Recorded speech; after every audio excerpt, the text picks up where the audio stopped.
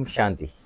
प्रजापिता ब्रह्मा कुमारी ईश्वरी विश्वविद्यालय में आज ज्ञान मंथन स्टूडियो में एक ऐसी दिव्य प्रभावान व्यक्तित्व जो पिछले 50 सालों से ब्रह्मा कुमारी में चल रही हैं, अपने जीवन को तन मन धन समय स्वास्थ्य संकल्प से अपने जीवन को ईश्वरी सेवा में अर्पण किया है। ऐसी हमारी बीना बहन जो श्रीमद् भागवत गीता बहुत स्पष्ट शब्दों से जो लोगों को भा जाए ऐसे शब्दों से वो उच्चारण करती हैं और बहुत ही इनके फॉलोअर्स हैं।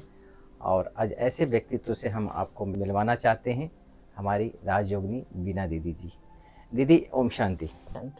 दीदी, आप जब ब्रह्मा कुमारीज में आप आने से पहले भगवान किसे मानते थे? वैसे हम लौकिक में अद्वैत फिलॉसफी, शंकर फिलॉसफी को फॉलो करते थे। वैसे लौकिक रीति से स्मार्त ब्राह्मण बोलते हैं। स्मार्त ब्राह्मण माना अद्वैत सिद्धांत को या आदि शंकराचार्य जी के सिद्धांत को मानने वाले। तो इसलिए वैसे तो शिव को भगवान मानते थे, लेकिन लौकिक रीति से तो सभी देव देवताओं की पूजा घर में होती थी। ज़्यादातर गणेश जी की पूजा होती थी घर में। अच्छा। और शिव की तो पूजा करते ही थे, शालिग्राम की पूजा करते थे। ऐसे भक्ति में विविधता थी, ऐसे नहीं कि कोई एक को मान के चल रहे थे। घर में भी ऐसे बहुत सारे हाँ। देवी देवताओं का चित्र था। बिल्कुल बिल्कुल। दीदी, जैसे कि आप बचपन से ही भक्ति पूजा पाठ किए हैं और फिर ये जो ब्रह्मा कुमारी का जो ज्ञान है ये कैसे मिला आपको? वैसे बचपन से मेरा शास्त्रों के साथ अच्छा रिश्ता रहा। क्योंकि मैं अपने पापा जी के कहने पर दादाजी को महाभारत रामायण पढ़ के सुनाती थी, जबकि दादाजी का चश्मा टूट गया था। तो पुराने ज़माने के लोग नया नहीं बनवाना चाहते थे, क्योंकि मेरे बाद वो वेस्ट होगा, मैं बूढ़ा हो गया हूँ। तो रोज़ स्कूल से आने के बाद मैं उनको पढ़ के सुनाती थी। इस तरह से मैं इससे जुड़ गई थी बचपन से। अच्छा। और पढ़ते पढ़ते पढ़ते जब हम स्कूल में होते थे तो सारे कॉम्पिटिशन्स में हिस्सा लेते थे, क्योंकि ऑलराउंड थे तो सब में करते थे। ऐसे गीता एक कंपटीशन में भी हिस्सा लिया था। उस साल हमको गीता के कंपटीशन में 9वां अध्याय दिया गया था। 9वां अध्याय में एक श्लोक आता है, यान्ति देवव्रता देवान् पितॄन् यान्ति पितृव्रताः भूतानि यान्ति भूतेज्य यान्ति मध्याजिनोपिमा। इसका अर्थ होता है, जो देवताओं को पूजता है वो देवताओं के पास जाता है, जो भूतों को पूजता है वो भूतों के पास, जो पितरों को पूजता है वो पितरों के पास, और जो मुझे पूजता है वो मेरे पास आता है। जब ये गौर से सुना, पढ़ा मैंने, तब मेरे मन में प्रश्न उठा, ये बात तो ठीक है, जो जिसको पूजता है वो उसके पास जाता है, क्योंकि हमारे यहाँ कहते हैं अंतमते सोगते, और ये भी कहते हैं यद भावम तद भवति। लेकिन मेरा प्रश्न ये था, ये जो कहने वाला है मुझे पूजने वाले मेरे पास आते हैं, या ना तो देवता है, ना भूत है, ना पितर है, तो फिर ये कौन है? ये क्वेश्चन मन में आया। हाँ, ये प्रश्न, क्योंकि इतना संस्कृत का ज्ञान विस्तार में नहीं था, छोटे थे, तो हमने अपने संस्कृत मास्टर जी से पूछा कि इसका क्या मतलब है। उन्होंने कहा जो लिखा है उतना ही, उससे ज्यादा तो हम भी नहीं जानते। फिर घर के जो पंडित जी होते हैं ना, हर घर के अपने पंडित जी होते हैं, तो उनसे पूछा, वो भी अच्छे पढ़े लिखे थे। लेकिन बाद में उन्होंने कहा नहीं, ज्यादा इसमें अकल नहीं लड़ाना है, जो कहा गया है वही मानना है। अच्छा, वो भी यही कहे? हाँ। अच्छा। फिर बाद में कंपटीशन में तो मैंने भाग लिया और मुझे प्राइज भी मिला। प्राइज लेने मैं स्टेज पर पहुंची तो गुरुजी से, जो प्राइज देने आए थे सन्यासी, उनसे मैंने ये प्रश्न पूछा कि इसका श्लोक का अर्थ बताइए।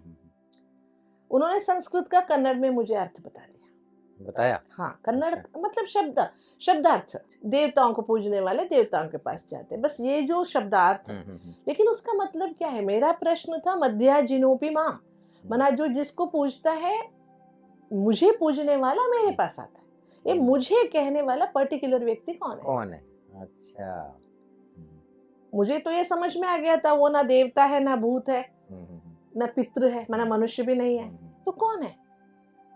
तो उतने में मैंने गुरुजी से प्रश्न पूछा था स्टेज पर, तो सभी हल्ला मच गया, सभी मुझे डांटने लगे, लेकिन किसी ने जवाब नहीं दिया। उस समय आपकी उम्र क्या होगी? उस समय मैं थी शायद 13 की। 13 साल की? छोटी, इसीलिए आपके ऊपर उंगली उठा। और लड़की, सन्यासी से सही प्रश्न पूछे, जी, जी, लौकिक में किसी को मंजूर नहीं होता है। सही बात। लेकिन ड्रामा ऐसे बना कि उसी साल की छुट्टी में जब मैं अपने ननिहाल जा रही थी, हुँ, हुँ, तो मुझे एक बस स्टॉप पर मैं बैठी थी बस पकड़ने, नेक्स्ट बस। हुँ, तो बस स्टॉप में मुझे एक पर्चा मिला। अच्छा। वहाँ एक भाई था जो ज्ञानी था, हुँ, हुँ, वहाँ सेंटर तो था नहीं। हुँ, हुँ, वो भाई हर आधे घंटे में बस स्टॉप पर पर्चे बँटवाते थे। हुँ, हुँ, मुझे एक छोटा-सा पर्चा मिला, हुँ, जिसके अंदर लिखा हुआ था कि गीता ज्ञानदाता से मिलना चाहते हो तो फलाने पते पर आ जाओ। अच्छा उसमें लिखा हुआ था? हाँ, अच्छा। कुछ और भी लिखा था, छोटा-सा पर्चा था। हुँ, हुँ, लेकिन वो जो लाइन था गीता वो ज्ञानदाता आपको से, भा हाँ, गया। वो मुझे अच्छा लगा। मैं अपना बैग वहाँ एक शॉप में रख के हुँ, चली गई उस पते को ढूँढते। उसी समय? हाँ जी, क्या बात है! उसी शहर में जाना था। हुँ, फिर वहाँ गई तो वहाँ पर एक भाई था, जो भी आते थे उसने मुझे इतना सारा बुक्स दिए। हुँ, हुँ, क्योंकि मुझे देखा ये छोटी-सी लड़की है, हुँ, तो मुझे बुक्स दिए। उसमें से साप्ताहिक पाठ्यक्रम था, मन की शांति हुँ, और अव्यक्त मूल्य, ये सारे बुक्स थे। अच्छा। और उसने मुझे बोला ये बुक्स पढ़ो, भगवान मिल जाएगा। 7 दिन का कोर्स भी नहीं किया? नहीं, नहीं। फिर बाद में मैंने सोचा कि मैंने इतना इतना बड़ा-बड़ा महाभारत पढ़ा है, रामायण पढ़ा है, हुँ, मुझे भगवान तो नहीं मिला, बस इतनी छोटी-सी पुस्तिका पढ़ने से भगवान मिल जाएगा। हुँ, हुँ, मैंने कहा ठीक है, ये भी करके देख लेते हैं। लेकिन सच में जैसे वो मैं पढ़ने लगी, मुझे पता नहीं साप्ताहिक पाठ्यक्रम इतना समझ में तो आया नहीं, लेकिन जैसे-जैसे अव्यक्त मूल्य मैंने पढ़ा, अच्छा। कुछ समझ में तो आया नहीं था, लेकिन हुँ, अव्यक्त मूल्य मानो भगवान मुझे खींच रहा था। क्योंकि वो शब्द जो आपके क्वेश्चन उनसे पूछा था, हाँ, वो यहाँ से आंसर जवाब मिल रहा मिल था। रहा था। कोई ये अलग आत्मा बोल रही है, कुछ अलग है ये। इससे अट्रैक्शन होते-होते हुँ, हुँ, मैं मानो कि रोज़ जैसे लौकिक में कुछ ग्रंथ पढ़ते हैं, हुँ, एक पन्ना पढ़ लिया, ऐसे मैंने पढ़ना शुरू किया उसको। अच्छा। क्योंकि ज्ञान तो था नहीं, हुँ, उसको रख के। और छुट्टियों में फिर मैं ननिहाल में मुझे ब्रह्मा कुमारी सेंटर की मुलाकात हुई। अच्छा। तब मैं गई तो भी सीधा मुरली क्लास में, क्योंकि छोटी थी तो हुँ, उन दिनों छोटी लड़की को कौन बैठ के कोर्स देवे, बराबर। है ना? इतने हैंड्स भी तो होते नहीं थे, हुँ, ज़माना बहुत हुँ, पुराना था।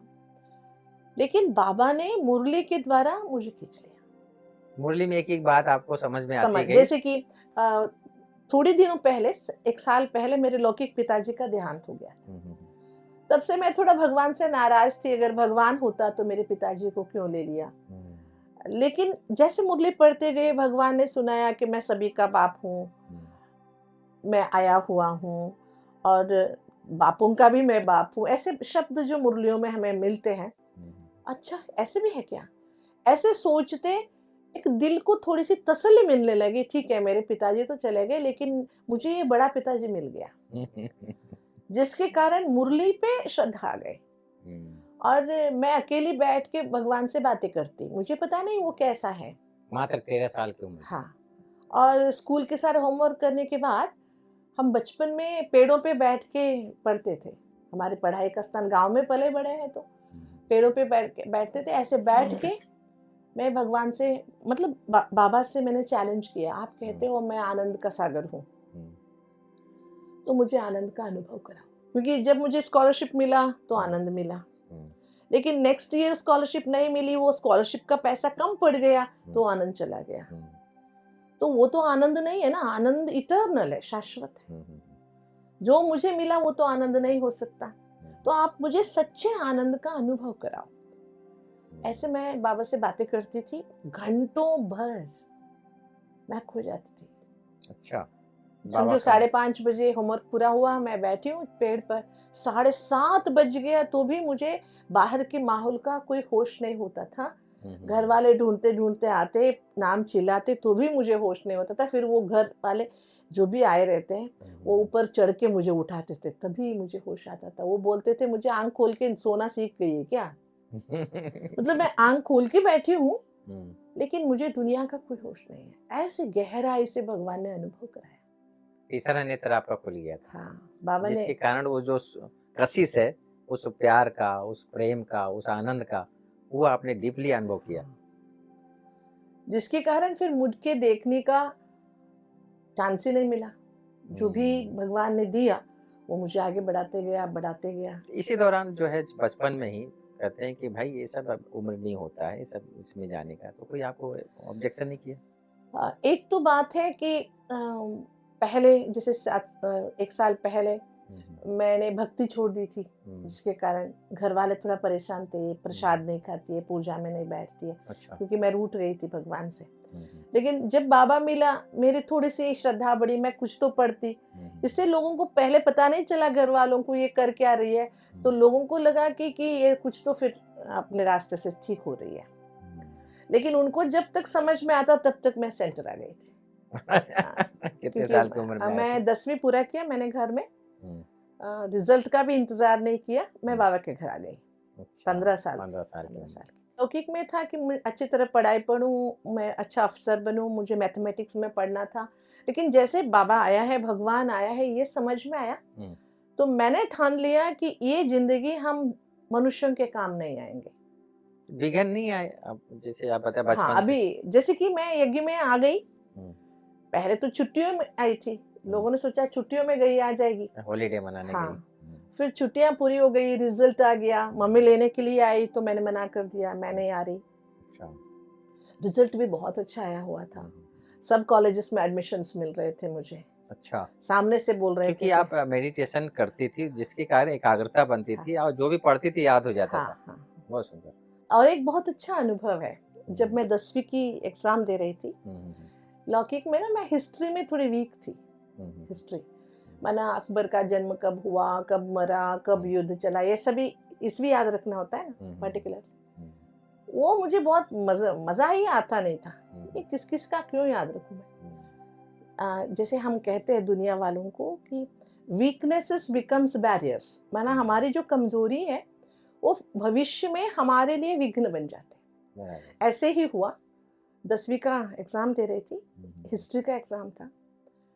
तो 1 घंटा लिखने के बाद मैंने पन्ना पलट के देखा, वो क्वेश्चन पेपर जो था, प्रश्न पत्रिका, हुँ, हुँ, वो मेरा नहीं था, अच्छा, वो रिपीटर्स का था। क्या रिपीटर्स बात! माना हुँ, जो हुँ, फेल हुए रहते हैं, हुँ, दोबारा एग्जाम दे रहे हैं, हुँ, उनका पुराना सिलेबस और मेरा नया सिलेबस। अच्छा, नया सिलेबस का प्रश्न पत्रिका अलग, देने हुँ, वाले ने ना गलती से हुँ, मुझे गलती दे से दिया। दे दिया। हुँ, 1 घंटा मैंने लिख भी दिया, बाद में देखा वो मेरा नहीं है, तो फिर क्या होता है उसको बोलना, दूसरा प्रश्न पत्रिका आने तक आधा घंटा टाइम लिया। हुँ, 3 घंटे में मुझे लिखना था 100 मार्क्स, हुँ, लेकिन उसमें 1.5 घंटा चला गया। पहले से मैं उस सब्जेक्ट में कमज़ोर हूँ। हाँ, बराबर। सोचिए आप 15 साल की उम्र की एक लड़की के साथ जब ऐसे गुज़रता है, हुँ, हुँ, तो वो क्या करती है? टाइम आधा भी रोने लगती है या तो हुँ, बेहोश हो जाती है, ऐसे कुछ होता है जी, जी, जनरली। जी, लेकिन मैं मेडिटेशन करती थी, हुँ, मैं अंदर से स्ट्रॉन्ग थी। हुँ, हुँ, तो उस समय मैंने बाबा को बोला, बाबा सॉरी, मुझे देखना चाहिए था, हुँ, मेरे एग्ज़ाम था। मेरे से गलती हो गई, मुझे क्षमा कर देना। लेकिन अब मेरा साथ देना। अच्छा बाबा से बात बाबा हुई। से बात किया और मेरे मास्टर जी आए, मुझे डाँटने लगे। मैंने कहा मास्टर जी बाद में बाहर आने के बाद डाँटना, अभी मुझे लिखने दीजिए। हुँ, हुँ, 1.5 घंटे में मैंने पूरा 3 घंटे का लिखा।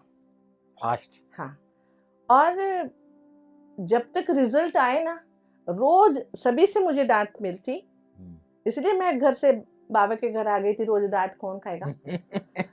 तो सही बात ये कि तेरे को इस बार अंडा मिलेगा, अच्छा क्योंकि ओके। वैसे भी तू पढ़ती अच्छी, हुँ, 3 घंटा लिखती तो भी हुँ, इस सब्जेक्ट में तेरे को 60 से तो ज़्यादा आना नहीं था। हुँ, इस बार आधा, 1.5 घंटा मिला है तेरे को, तो हुँ, 30 भी नहीं आएगा, 35 नहीं आए तो फेल है ना। हुँ, मैंने कहा देखेंगे क्या कर सकते हैं, अभी तो जो हो गया सो हो गया। हुँ। लेकिन मैं बताऊँ, उस साल मुझे उस सब्जेक्ट में 75 आया। क्या बात! मतलब जो कि आपने पढ़ाई भी थोड़ा वीक भी थे, हाँ, इक्वेशन याद करना पड़ता था और साथ-साथ जो है आपने 1.5 घंटा वहाँ भी हाँ, वेस्ट हो गया वेस्ट था। कर दिया। उसके बाद भी हाँ, 75% क्या बात! ये बाबा की करामात हाँ। और आपका एकाग्रता मैं बहुत ये अच्छा। सभी बच्चों को जब मैं ये आजकल स्कूल में, कॉलेजेस में हुँ, हुँ। जब हम मॉरल एजुकेशन या कुछ भी टेंशन के बारे में बताते, तो मैं अपना अनुभव बताती हूँ जी, अच्छा, अच्छा। कि कंसंट्रेशन अगर हमारा रहे और हुँ, अंदर से अगर हम स्ट्रांग रहे, हुँ, हुँ, हुँ, कैसी भी परिस्थिति में हम अंदर से हिले नहीं, हुँ, हुँ। तो कैसे भी सिचुएशन को हम हैंडल कर सकते हैं। और कहते हैं हिम्मत मर्दे मर्दे खुदा, है ना। यस। जो अंदर से स्ट्रांग रहता है, हिम्मतवाना रहता है, उसके लिए भगवान का मदद बंधा सदैव हुआ है मिलता है। हम भगवान के मदद को स्वीकार कर सकते हैं। वैसे तो मदद तो सबको मिलता है भगवान का, लेकिन हमें स्वीकार करने के लिए एक पात्रत्व बनाना है। वो पात्रत्व है अंदर का हिम्मत, विल पावर। बहुत सुंदर। दीदी, जैसे कि घर से कोई इतना खास विघन नहीं आए, जब आपको ये फाइनल हो गया कि मुझे सेंटर पे रहना है, तो माँ बाप ने सहज स्वीकार कर दिया कि जाओ? हाँ, वैसे तो मैं आ गई थी बिना बताए। वैसे मम्मी का तो कोई ऐसा ऑब्जेक्शन नहीं आया, क्योंकि जब मैं घर में थी, रोज मुरली पढ़ती थी, मम्मी भी सामने सुनती थी, और मम्मी को पता था कि ये एक बार ठान लेती है तो ये बदलती नहीं है। तो मम्मी ने सोचा इतना बड़ा निर्णय लिया है तो कुछ सोच के लिया होगा। उन्होंने भी सेंटर जाना शुरू कर दिया। उनसे उनकी मम्मी तरफ भी? से, हाँ, मैं, क्योंकि अच्छा। पापा तो रहे नहीं थे। लेकिन विघ्न आया घर की, मतलब जॉइंट फैमिली थी, तो मम्मी का अच्छा सपोर्ट रहा। लेकिन जॉइंट फैमिली की ओर से, क्योंकि अगर हम जॉइंट फैमिली में से एक लड़की ऐसे बिना शादी के आ जाती तो बचे हुए लड़कियों को फिर दिक्कत होगा। होती। फिर उसके लिए कुछ बातें बनी, सभी को बिठाया गया, सुनाया गया कि तुमको ना ऐसे नहीं जाना है। एक पंडित जी ने बहुत समझाया कि न पुत्रस्य गतिर्नास्ति, बच्चे नहीं होंगे तो मोक्ष नहीं मिलेगा। तो मैंने जो समझा रहे थे वो भी सन्यासी थे। मैंने उनसे पूछा कि आपको मोक्ष मिलेगा कि नहीं मिलेगा। उल्टा ही आपने बोल दिया हमसे। बोला कि हम तो सन्यासी हैं, हमको मिलेगा ही मिलेगा। अच्छा, ऐसा बोला उन्होंने? हाँ। क्या तो बात। मैंने कहा जब आपको मिल सकता है तो मुझे क्यों नहीं मिल सकता। हाँ, सही बात। तो उन्होंने कहा कि नहीं नहीं, लड़कियों को नहीं मिल सकता। अच्छा। तो मैंने कहा ऐसे कैसे हो सकता है, अध्यात्म में लड़का लड़की का तो फर्क ही नहीं है, तो ये गलत है। जब मैंने ऐसे आर्गुमेंट किया तो उन्होंने भी घर वालों को बोला इसको तो छोड़ दीजिए, दिमाग खराब है इनका। अगर इनको छोड़ दीजिए, ये तो आपके हाथ आने वाली नहीं है। पहले वो बोल दिया। उन्होंने बोल दिया। अब अगर आप इनको स्ट्रिक्ट भी करोगे तो 18 साल के बाद तो ये जानी जानी है। अभी छोटा उम्र है, आप रख सकते हो, लेकिन 18 साल के बाद तो ये किसी की नहीं सुननी है। फिर लेकिन मेरी जो सरेंडर लेटर है उन दिनों 3 साल में बनता था। 3 साल में हमारी जो समर्पित विधियां हैं, 6 साल हो गए। हाँ, उसके लिए हमारी नानी ने मना किया था पहले। अच्छा। क्योंकि नानी ने अपने बचपन में अपनी शादी से बहुत कुछ सहन किया था, और नानी कहती थी, उनका सोच ये था कि लड़कियों को फाइनेंशियली इंडिपेंडेंट बनना चाहिए। अच्छा। मना आर्थिक स्वरूप से लड़कियां किसी के आगे हाथ न फैलाए, पढ़ाई करे, नौकरी करे, उसके बाद जिस रास्ते जाने चाहे, भले शादी करे नहीं करे उनकी मर्जी। ये नानी का विचार था। नानी का विचार, बहुत अच्छा विचार। इसलिए नानी कहती थी तेरी पढ़ाई मार्क्स भी अच्छे हैं, तेरे को जॉब भी मिल जाएंगे, आगे पढ़ो ना पढ़ो तेरे 10वीं के मार्क्स से ही जॉब मिल जाएगा, अच्छे मार्क्स थे। तो नानी कहती थी तुम जॉब करो, उसके बाद जो बनना है बनो। लेकिन मैं कहती थी एक पेट पालने के लिए मैं क्यों जॉब करूं, जरूरी नहीं है। और जॉब ऐसा झमेला है, एक बार फंस जाओगे फिर लोग क्या कहेंगे, कहाँ कहाँ ट्रांसफर होगा, इसलिए शादी करो, ये सारे शुरू हो जाते हैं ना, एक दलदल है। मैंने मना किया, इसीलिए नानी कहती थी, थोड़ा नानी ने मम्मी को रोका कि नहीं इसको थोड़ा और टाइम देते, छोटी है निर्णय लेने के लिए। और हर बार जब जाती थी घर, नानी बहुत प्यार से घर बुलाती थी। मैं अगर नहीं गई तो टेलीग्राम, उन दिनों टेलीग्राम दिया जाता था, भेज दो हमारे बच्चे को, ऐसे ही जाती तो बहुत अच्छी तरह से मेरी एक करती, लेकिन कहती थी दोबारा सोच लो बेटा, दोबारा सोच लो। लेकिन मैंने लास्ट में कह दिया अगर आप परमिशन नहीं दोगे, ऐसे ही धमकाने के लिए, अच्छा। कि मैंने कहा अगर परमिशन अभी भी नहीं दिया तो मैं ना मम्मी का डुप्लीकेट साइन कर लूंगी। ऐसा बोल दिया आपने? हाँ। अच्छा। तो नानी ने कहा बाद में कि अभी इसको पकड़ा नहीं जाएगा। लेकिन देखो बड़ों का सोच कितना अच्छा होता है। नानी ने ना मम्मी को साइन देने के लिए मेरे को 3 कंडीशंस डाले थे। पहला था कि लौट के नहीं आना है। अच्छा, वापस? हाँ, ये इससे घराने का नाम बदनाम होगा। नहीं, एक बार ठान के चली गई अभी, अब तक तेरे पास चॉइस है, वापस आ सकती है। एक बार हम लोगों ने छुट्टी दे दी तो वापस नहीं आना है। अच्छा। क्योंकि जहाँ भी जाते हो या शादी करके जाते हो वहाँ भी जीना है, यहाँ जा रहे हो तो यहाँ भी जीना है। वापस नहीं आना। हाँ। दूसरा, उन्होंने कहा कि कभी भी तुम आश्रम से पाई पैसे भी घर वालों को नहीं देगी, माना आश्रम का पैसा वो घर में नहीं लौकिक देगी। घर में और घर लौकिक में घर में कितना नहीं भी देगी, समस्या क्यों ना हो, लेकिन तुम नहीं दोगी। क्योंकि दान पुण्य का पैसा क्योंकि होता है। हाँ, और नानी क्या कहती थी कि देखो, इससे कभी उल्टा गंगा बहनी नहीं चाहिए ना, आश्रम को हमें देना है ना कि आश्रम से हमें लेना है। कर्म का हिसाब बहुत कड़ा होता है इससे। और तीसरा कंडीशन नानी का ये था, मनुष्य जो खुद कमाता है ना वो ही हजम नहीं होता है मनुष्य को। कई बार जो मेहनत से कमाता है वो भी पूरा हजम नहीं होता। तुम तो दूसरों की कमाई का, दान का इस्तेमाल करते हो, तो कम से कम इस्तेमाल करना, इकोनॉमी से चलना। हाँ, ज्यादा अपने लिए पैसे खर्च नहीं करना। जो भी पैसे तुम्हारे भंडारे में आएंगे, लाखों आएंगे, लेकिन वो तुम अपनी संस्था की सेवा में इस्तेमाल करो, खुद के लिए नहीं। दीदी, जैसे आपने खुद बताया कि कैसे आपने एक संकल्प लिया कि एक पेट पालने के लिए हम जॉब क्यों करें। ये संकल्प आपके मन में आते ही तब से ही माँ बाप का संकल्प चल गया कि अब इसको जॉब करना नहीं, इसको एक ही रास्ता पकड़ना है, स्पिरिचुअलिटी का। जब आप खुद को समर्पित भाव से सेंटर में स्थापित कर दिए, उसके बाद आपके दिलो दिमाग में बाबा की सेवाओं के प्रति क्या ऐसा दिमाग चला जो श्रीमद् भागवत गीता एक बहुत बड़ा प्लेटफॉर्म है, ये कैसे आपके मन में आया? वैसे तो थोड़ा बहुत घर का हमें बैकग्राउंड था ही, घर में गीता पढ़ते थे, माहौल था। लेकिन जब हम यज्ञ में आए, उन दिनों हमारे यहाँ, जहाँ मैं हुबली की एरिया में रहती हूँ, वो ज्यादा शिव प्रसिद्ध, माना शिव के ऊपर ध्यान देने वाले। वहाँ हुबली आसपास भी गीता का इतना कोई स्पेशल अटेंशन नहीं है, क्योंकि बचपन से मेरा वोकैबुलरी बहुत अच्छी थी, तो मैं आते ही मैंने बहुत सारे भाषण भी किए। मेरी आदत थी, मैं भाषण करती कहाँ भी तो एक आधे श्लोक बोल देती मैं, तो बहनें कहते ये झूठी गीता बोलती है, कंप्लेंट करते मेरे ऊपर। इसलिए क्या किया, उन दिनों हमने थोड़ा गीता छोड़ भी दिया। अच्छा। लेकिन मेरा एक सौभाग्य रहा, हमारे सब जोन के जो बड़े भाई साहब है, बसवराज भाई जी, वो एक मैगजीन चलाते थे जिसका नाम था विश्व नव निर्माण, कन्नड़ में बाबा का मैगजीन। उसके लिए वो आर्टिकल लिखते थे। वो जॉब करते थे और शाम को आते थे बहुत थके हारे, तो वो बोलते जाते और मैं लिखती। अच्छा, बसवराज भाई जी वो बहुत थके हारे ऐसे आके बैठेंगे और बोलते जाएंगे और मैं लिखती, फिर उसको टाइप करती। उन दिनों टाइप किया जाता था, फिर उसको करेक्ट किया जाता था, फिर वो बुक भी लिखते थे, कन्नड़ के जो लिटरेचर है उसके लिए भी वो डिक्टेशन देते थे और मैं लिखती।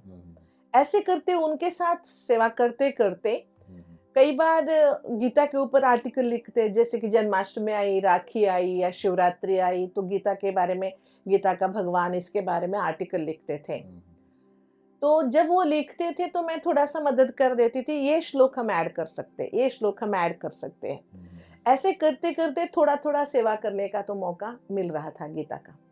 और भाई साहब क्या करते थे, जन्माष्टमी पर एक्सरे ऑन गीता, गीता के ऊपर वो ऐसे सिंपोजियम, वर्कशॉप्स, सेमिनार्स रखते थे। जबकि वो जानते थे कि मैं थोड़ा संस्कृत में फ्लुएंट हूँ, तो हर जगह जहाँ ये प्रोग्राम्स होता था मुझे चांस मिलता था। अच्छा, क्योंकि आप संस्कृत में मास्टर डिग्री आपने लिया था, थोड़ा सा मुझे उसमें पहले से इंटरेस्ट था। अच्छा। और इसके साथ साथ ऐसे ऐसे होने के कारण संस्कृत का थोड़ा टच भी रहा, गीता का टच भी रहा। और जैसे बाद में हम स्वतंत्र रूप से सेवाएं संभालने लगे, जिस भी सेवा क्षेत्र में रहे थे, वहाँ तो कोई रोक टोक नहीं थी, तो हम भाषण में, कोर्स देते समय ये इस्तेमाल कर लेते थे गीता का। ऐसे तो चलता रहा। लेकिन मैं समझती हूँ अभी करीबन 16-17 साल हो गए, मेरी तबीयत में थोड़ा सा प्रॉब्लम हो गया था। वो हर एक कोई एज के मुआफिक होता है, हार्मोनल इम्बैलेंस। मुझे रात को नींद नहीं आती थी, 2-2 बजे तक।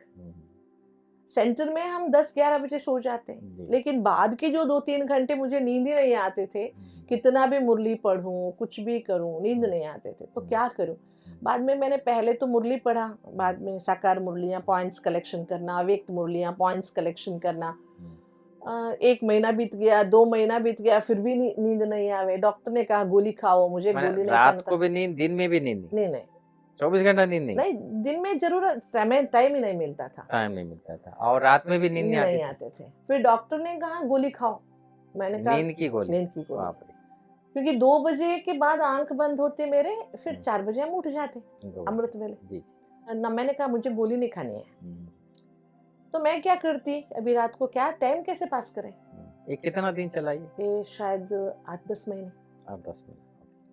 उन दिनों मैंने गीता पढ़ना शुरू किया फिर से। अच्छा, उसी दौरान? हाँ, हुँ, रात को हुँ, मैं क्या करती, लाइब्रेरी से अलग-अलग गीताएँ मँगाती। जैसे हुँ। कि विनोबा भावे की है, हुँ, रामकृष्ण परमहंस की, गांधी जी की, गोखले जी की। हुँ।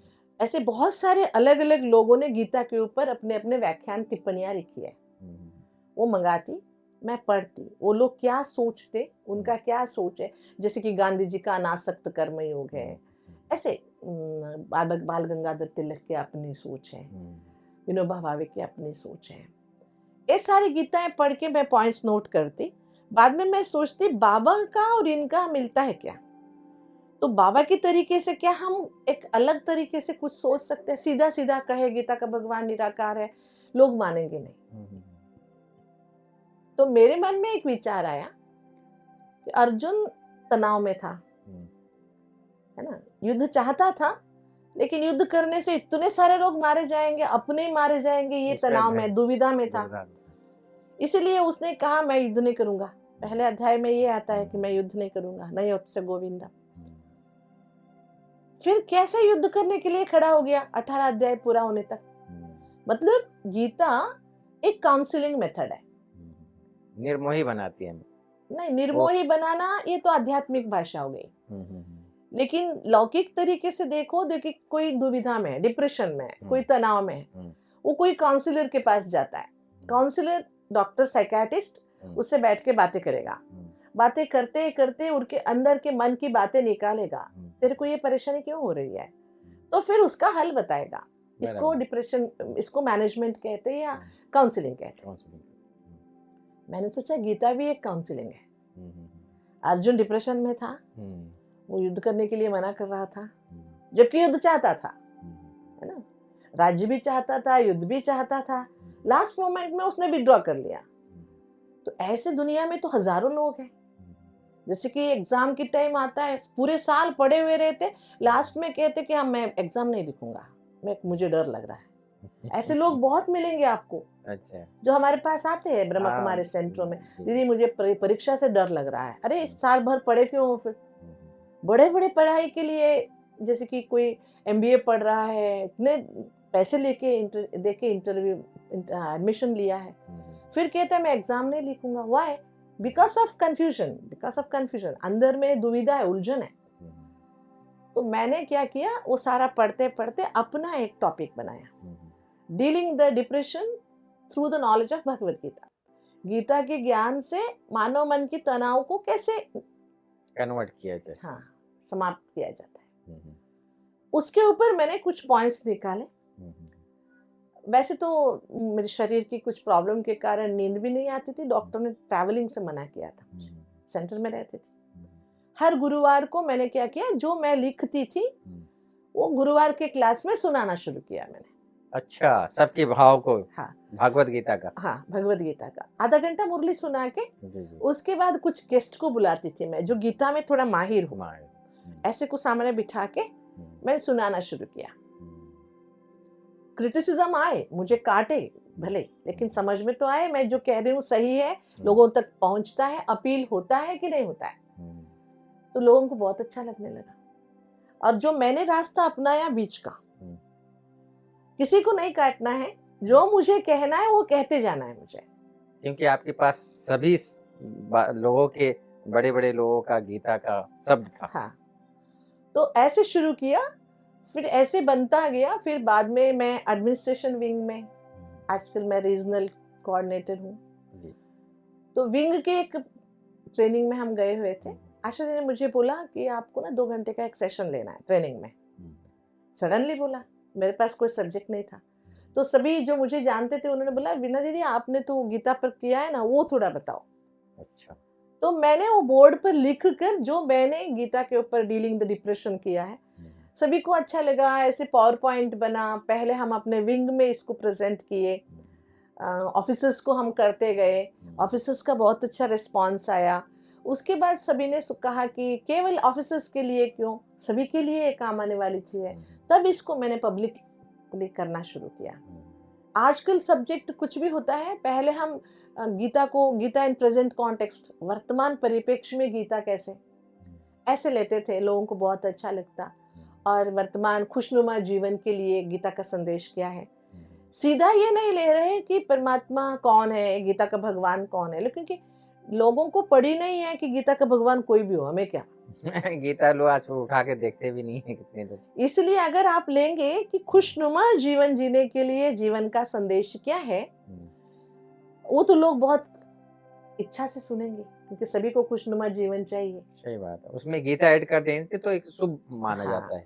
फिर उसमें हम लेते हैं, अगर आपको खुश रहना है तो संतुष्ट रहना है। संतुष्ट रहने के लिए गीता की 4 बातें हैं। संतुष्टम सततम योगी यतात्मा दृढ़ निश्चया। अगर आपको खुश रहना है तो संतुष्ट रहना है, संतुष्ट रहना है तो आपको सतत योगी बनना है, सतत योगी बनना है तो आपको कोशिश करना है, उसके लिए प्रयत्न नहीं हाँ, छोड़ना। कोशिश। उसके बाद उसके लिए चाहिए दृढ़ निश्चय अपने आप में, भगवान में। जब विश्वास होगा तभी आप प्रयास करते रहोगे, तभी आप खुश रह सकोगे। ऐसे लिंक लेते हुए गीता के भगवान की बातें हम पहुंचाते हैं, जिससे हजारों लोग आजकल बाबा के बच्चे भी बन गए हैं। और संस्था से जो जुड़ना नहीं चाहते थे, लोग समझते थे ये अपनी बातें सुनाते, लेकिन लोगों को लगता है ये अपनी बातें नहीं सुनाते, ये गीता की बातें सुनाते। जब ये बात समझ में आती है ना, बड़े रमेश भाई साहब, जब हम लोगों ने गीता की शूटिंग की, पूरे 360 एपिसोड्स किया 700 श्लोकों के ऊपर, हिंदी में। अच्छा। अच्छा। तभी भाई साहब ने मुझे एक बात बताई थी। जब ये करने जा रहे थे हम लोग, उनको डाउट था कि दुनिया वाले कहीं हमें सामना ना उंगली ना करें। उठा दे। हाँ। लेकिन जब ये सक्सेसफुली जा रहा था तो उनको बहुत खुशी हुई। तो उन्होंने कहा था, वीणाबेन गीता पढ़ने वाले ना, भारत में आजकल भारत का पॉपुलेशन 140 करोड़ है, उसमें से 40 करोड़ लोग गीता पाठी है। अच्छा, एक कोई छोटी संख्या नहीं है। बहुत। इसलिए अगर उन लोगों तक पहुंचना है तो हमें गीता ही माध्यम है, दूसरे माध्यम से हम उन लोगों तक नहीं पहुंच पाते। जब हम गीता के माध्यम से उन तक पहुंचेंगे, लोगों को लगेगा कि अच्छा ये भी गीता सुनाते हैं, और जब ये एप्लीकेबल है, अर्थात आप केवल हवा में बातें नहीं कर रहे हैं, प्रैक्टिकल लाइफ की बातें कर रहे हैं, तो उनको बहुत अच्छा लगता है। ऐसा हो भी रहा है और बहुत अच्छी सक्सेसफुल है। मैं समझता हूँ कि ये जो भी आपके प्रवचन सुनते हैं और लोगों के जीवन में परिवर्तन आ भी रहा है और दिखाई भी देता है। बिल्कुल। वीणा दीदी, जैसे कि आप जब मधुबन आती हैं और सेंटर पर आती हैं, आज बाबा नहीं आ रहा 2017 के बाद, बाबा की उपासना क्या आज भी चल रही है? पहला ये क्वेश्चन। दूसरा क्वेश्चन, मधुबन और सेंटर में क्या कितना अंतर है? मैं पहले क्वेश्चन का आपको जवाब दूंगी। हम हर साल में मधुबन कम से कम 3-4 बार तो कम से कम आ ही जाते हैं, ज़्यादा भी होता है कई बार। जब भी मैं मधुबन के लिए अपनी पैकिंग करती हूँ, हर जगह तो जाते रहते हैं, लेकिन जब मधुबन की पैकिंग होती है तो उस पैकिंग के साथ हम कुछ ऐसी चीज़ें लेके आते हैं सेंटरों से कि इस बार मधुबन जाएंगे तो हम क्या लाएंगे वहाँ से, स्थूल चीज़ें नहीं। क्योंकि मधुबन वो जगह है, स्पेशली शांतिवन तो ठीक है, लेकिन उससे विशेष मैं पांडव भवन, हर बार रुकते नहीं, आजकल हम शांतिवन में ही रुकते हैं, लेकिन 1 घंटे के लिए भी हम जाते हैं। तो मुझे लगता है कि पांडव भवन में अभी भी ब्रह्मा बाबा के कदमों की आहट मैं सुनती हूँ। और इस बार भी मैं रुकी थी, वहाँ क्लास कराने गई थी, तो लगता है बाबा मेरे बाजू से गुजर के गए। कई बार तो मैंने महसूस किया है कि बाबा मेरे बाजू से गए, बाबा की शॉल मुझे लगी यहाँ, ऐसे महसूस था। मतलब उस हवा में अभी भी बाबा सांस ले रहे हैं, उस मिट्टी में अभी भी भगवान के रथ भ्रमण कर रही है। हाँ, ये मैं महसूस कर पाती हूँ। और जब भी हम यहाँ से जाते हैं, अपने आप को चार्ज महसूस करते हैं।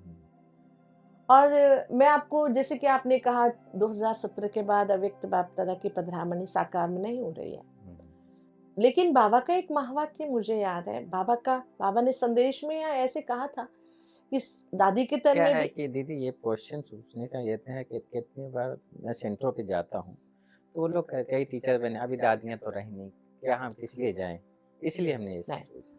देखो मैं वही सुना रही हूँ। 17 के पहले बाबा ने एक संदेश में, या मुझे याद नहीं कैसे, एक बात सुनाई थी कि दादी के शरीर में भी बाबा का आना बंद हो जाए, लेकिन बाबा आएगा जरूर मधुबन में। ये बाबा का कहना था। हम सोचते थे दादी के मतलब तीसरा भी रथ लेगा क्या, ऐसे सोच चलता था। लेकिन अभी वो ड्रामा का रहस्य खुला। अभी भी हम लोग अपने टर्न में आते हैं, और भीड़ तो वही है जो पहले भी थी, अब भी है, आभास हजारों। भी वही है। हाँ, और मैं इस साल का अनुभव सुनाती हूँ। अभी 25 नवंबर कर्नाटक का टर्न था। हम बैठे थे बाबा के सामने, अव्यक्त बाबा की वीडियो चल रही थी। मैं बहुत कॉन्सेंट्रेटेडली बैठती हूँ, बाबा से ताकत लेती हूँ। उस समय ना मेरे सामने बैठी हुई बहनें बातें कर रही थी। मैं सेकंड लाइन में थी, फर्स्ट लाइन में। 2 मिनट 3 मिनट मैंने सहन किया, हमारा कॉन्सेंट्रेशन टूट रहा था। वो चटपट चटपट कर रही थी। मैंने कहा चुप रहो ना, क्यों बाबा के सामने, अगर बात करना है तो उठ के जाओ, यहाँ क्यों बैठे हो। ऐसी बातें मैंने सुना दी। मैं सुना, एक तो 30 सेकेंड्स में हुआ होगा। तब मुझे क्या महसूस हुआ पता है, अव्यक्त बाबा ऐसे किया मुझे, अरे किसके सामने बैठे हो, बाबा को सुनने के बदले उनको क्यों सुन रहे हो। ये महसूस था, ऐसे प्रैक्टिकली आई फेल्ट कि बाबा यहाँ है। बाबा ने मुझे ऐसे टोका और बोला तुम उनको क्यों सुन रहे हो। वहाँ तो मुझे मेरे से प्यार है ना। ये तो मतलब है कि जब जहाँ संगठन है इतना बड़ा, सब बाबा को देखने सब आए हैं, बाबा से मिलने आए हैं, तो बाबा कैसे नहीं आएगा। एक तो बात है, दूसरी ये टचिंग बाबा ही नहीं किया। नहीं, हर बार मैं सेंटर से जाके जब अनुभव सुनाती हूँ, जो नहीं आए भाई बहने या आए हुए भाई बहनों का अनुभव रखते हैं हम सेंटर में, तब मैं हर बार सुनाती हूँ कि इस बार मुझे क्या अनुभव हुआ।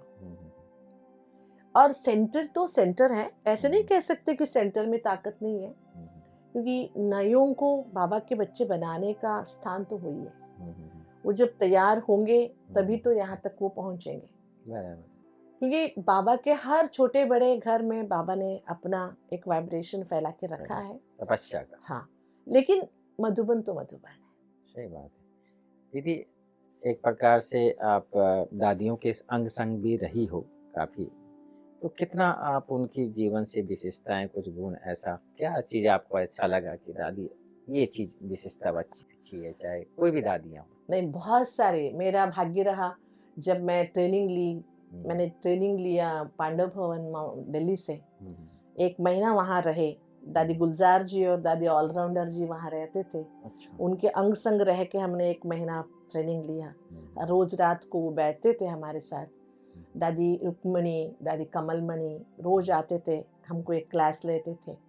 इसलिए मेरा भाग्य रहा, जब मैं प्रैक्टिकल ट्रेनिंग के लिए माउंट आबू आई, पांडव भवन में हम 3 महीना रुके थे, तभी हमें रोटी बनाना सीखना था, क्योंकि हम साउथ वाले, हमको रोटी बनाना नहीं आता था। बनाते तो वो ऑस्ट्रेलिया इंडिया हो जाता। इडली ज्यादा खाते ना। हाँ, चावल का आइटम ज्यादा खाते।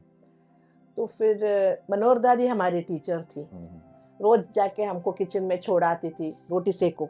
वो सिगड़ी पे सीखते थे, वो तो हमको आदत ही नहीं थी, हम हाथ जला लेते थे। लेकिन भोली दादी, बहुत प्यार दिया भोली दादी ने।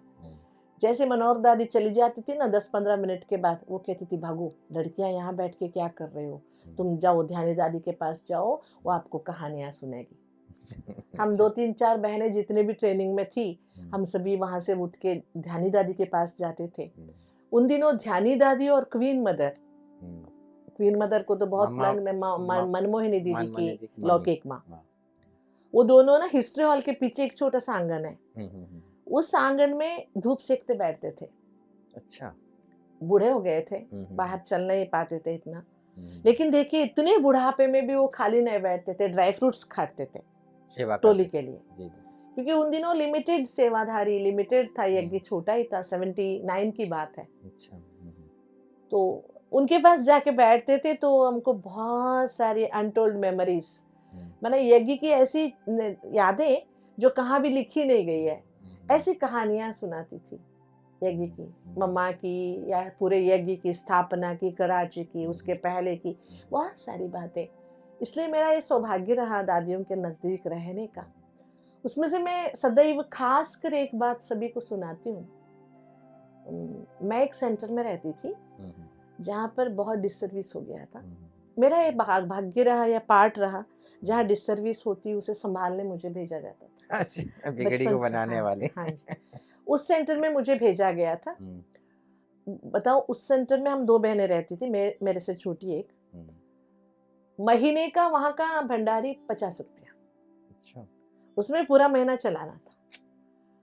चल जाता था, बाबा चला देते थे, उसमें भी 2 रुपया बचा देते थे हम लोग। अच्छा, उस समय की बात बता उस रहे समय की 70, 80 की बात है, 81 की बात है। फिर क्या हुआ, एक मधुबन से पत्र आया, यशु दादी के साइन होके, एक कार्ड, उन दिनों कार्ड में सर्कुलर आता था, लिखा गया था कि मधुबन में टीचर्स की मीटिंग भट्टी रखी है, आप सभी को आना है। उन दिनों ज्यादा से ज्यादा हम 1200-1500 के अंदर टीचर्स थे पूरे भारतवर्ष के, सभी को बुलाया गया था। लेकिन मेरे पास पैसे नहीं थे। 50 रुपये इस महीने के, पिछले महीने के बचाए हुए सारा मिला के 70 रुपया था मेरे पास। मधुबन आने जाने का किराया 90 रुपया उन दिनों। अच्छा, आने जाने का 45। हाँ। फिर मधुबन में सेवा भी तो करनी है, खाली हाथ तो नहीं जाते। तो मुझे कम से कम 150 रुपया चाहिए था, वो नहीं था मेरे पास। मैंने क्या किया पता है, दादी को पत्र लिख दिया, बड़ी दादी। हाँ, मुझे पता नहीं था कि जोन वाले को बताना है, सीधा नहीं बताना, वो कुछ भी पता नहीं था, मैं छोटी थी। मैंने ना एक पोस्ट कार्ड लिया, बड़ी दादी के नाम से लिख दिया, दादी मुझे मधुबन आने जाने के लिए 90 रुपये, मतलब 150 रुपया चाहिए, वो मेरे पास नहीं है, इसीलिए इस बार मैं मधुबन नहीं आऊंगी। सीधा मैं सोचा समाचार दे दूंगी, और समाचार देके मैं निश्चिंत हो गई। आप सोचिए, 15 दिन के बाद मधुबन से मुझे एक मनी ऑर्डर आया। मधुबन से? हाँ, क्या बात। 150 रुपए का। क्या बात। बड़ी दादी ने यशु दादी के द्वारा भिजवाया था। अच्छा। और नीचे छोटा सा जगह होता था ना, उसमें लिखा हुआ था, मुट्ठी पैसे मिलते ही टिकट बना के आ जाओ।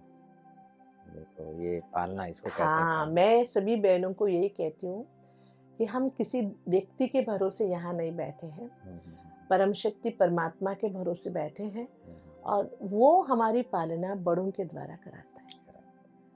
देखो, इतने बड़े संगठन में दादी ने मुझे याद रखा। जैसे मैं आई, मुझे बुलवाया, पैसे मिले, ठीक से आ गई। मतलब ख्याल रखना। एक मैं कहा कि अब सोचो मैं किस खेत की मूली हूँ, इतनी बड़ी पूरे यज्ञ को संभालने वाली दादी के लिए मैं कोई खास थी नहीं, इतनी बड़ी पूरी बड़ी। लेकिन आपका जो इनोसेंट स्थिति था ना, कि वहाँ का समाचार हमसे बता दे, मेरे पास ये है, तो वो चीज जो है दादी को बहुत अच्छा लगा कि जो अंदर है वो बाहर है, जो बता दी तो कम। और दूसरा ये भी है ना कि पालनहार बाबा दादी को अपने सीट पर बिठाया था, तो बाबा को मेरी पालना करनी थी। बाबा को ये जताना था, बेटी तुम मेरे यज्ञ में बैठी हो तो मैं हूँ यहाँ, बराबर, सबका संभाल करने मैं यहाँ बैठा हूँ, चिंता मत करो। नहीं तो देखो, शायद होता या नहीं होता, अच्छा समय पर मुझे पूछने वाले कोई नहीं है तो मैं चली जाऊं, मैं नौकरी करूं, ऐसा संकल्प मुझे कभी ना आए। बराबर, क्योंकि तब भी मार्जिन था, मुझे छोटा उम्र था, मैं जा सकती थी। लेकिन मैं बताऊं आपको, एक भी बार मुझे संकल्प नहीं आया कि मैं लौट के जाऊं।